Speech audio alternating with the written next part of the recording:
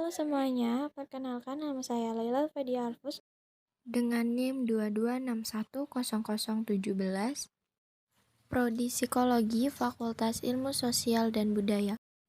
Di sini saya akan menjelaskan materi mengenai biografi dan pemikiran menurut Al-Kindi.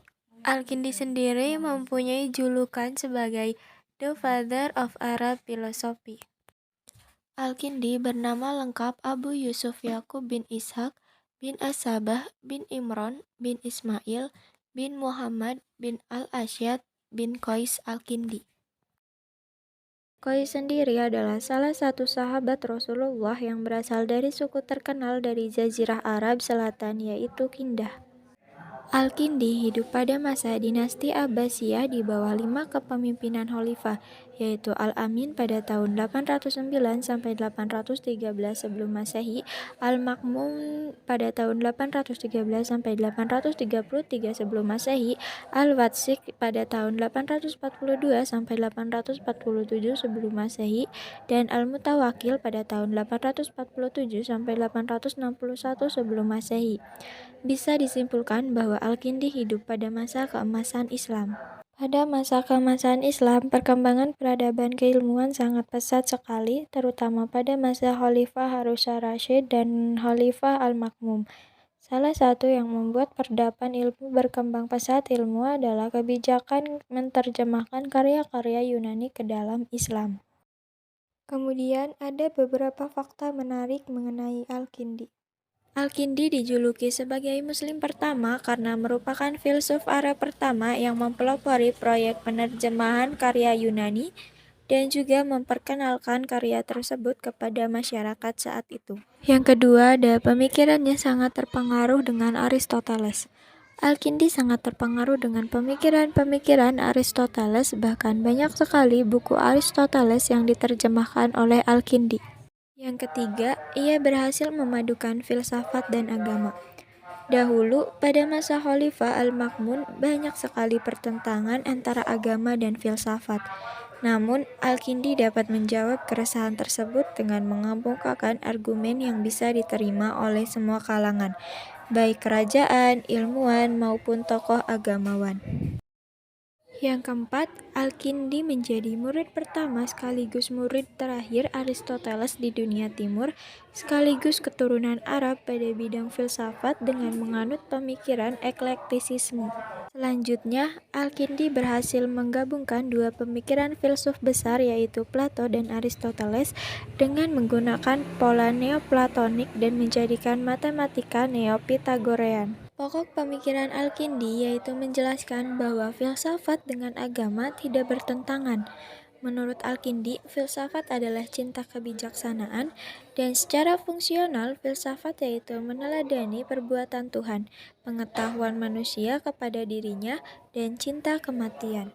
Kemudian ada pengetahuan menurut Al-Kindi. Nah, pengetahuan menurut Al-Kindi itu dibagi menjadi 3. Yang pertama ada indrawi, yang kedua rasional, dan yang ketiga isroki. Indrawi adalah pengetahuan ini terjadi secara langsung ketika orang mengamati terhadap objek-objek material. Kemudian rasional. Rasional adalah pengetahuan yang diperoleh dengan jalan menggunakan akal, bersifat universal. Dan yang ketiga ada isroki.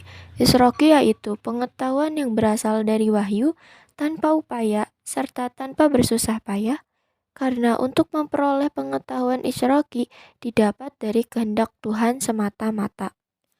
Al-Kindi juga mempunyai pemikiran tentang metafisika. Menurut Al-Kindi, Tuhan adalah wujud yang sempurna dan tidak didahului wujud lain. Tuhan dalam filsafat Al-Kindi tidak mempunyai hakikat dalam arti aniyah atau mahiyah. Tidak aniyah karena Tuhan tidak termasuk dalam benda-benda yang ada di alam, bahkan ia adalah pencipta alam. Untuk membuktikan tentang wujud Al-Kindi berpijak pada adanya gerak, keanekaan, dan keteraturan alam, sebagaimana argumentasi yang sering dikemukakan oleh filosof Yunani. Sesuai dengan pendapat Al-Kindi bahwa Tuhan adalah pencipta dan bukan penggerak pertama sebagaimana pendapat Aristoteles. Alam bagi Al-Kindi bukan kekal di zaman lampau, tetapi mempunyai permulaan. Dan alam tercipta dari yang tiada. Bagi Al-Kindi, keterbatasan waktu dan gerak merupakan petunjuk terhadap bermulanya dunia dalam waktu. Jadi, gerak adalah baru dan ada permulaannya. Kesimpulannya, zaman dan gerak tidak dapat saling mendahului, semuanya ada secara bersamaan. Alasan inilah yang menjadikan Al-Kindi berkesimpulan bahwa dunia ini baru dan ada penciptanya. Al-Kindi juga mempunyai pemikiran tentang jiwa dan akal.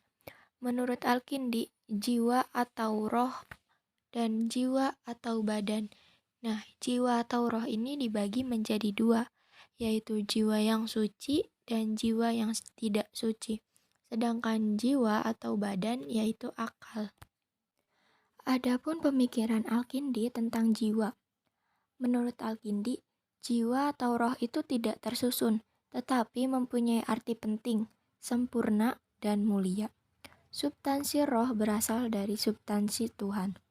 Hubungan roh dengan Tuhan sama dengan hubungan cahaya dan matahari. Karena hakikatnya jiwa itu bersifat spiritual dan ilahiyah, maka jiwa itu berbeda dengan tubuh dan bahkan bertentangan dengannya, sedangkan tubuh mempunyai sifat hawa nafsu dan pemarah. Menurut Al-Kindi, jiwa itu kekal dan tidak hancur bersama hancurnya badan.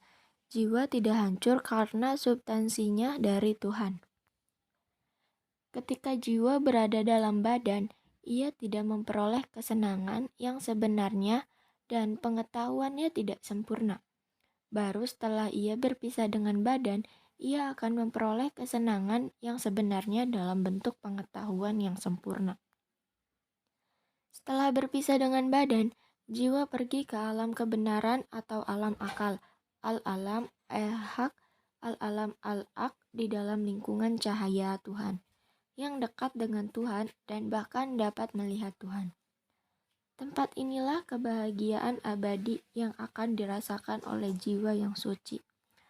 Sedangkan jiwa yang tidak suci, setelah berpisah dengan badan, ia tidak akan langsung masuk ke alam kekal, tetapi ia akan menggembara untuk jangka waktu tertentu untuk membersihkan diri.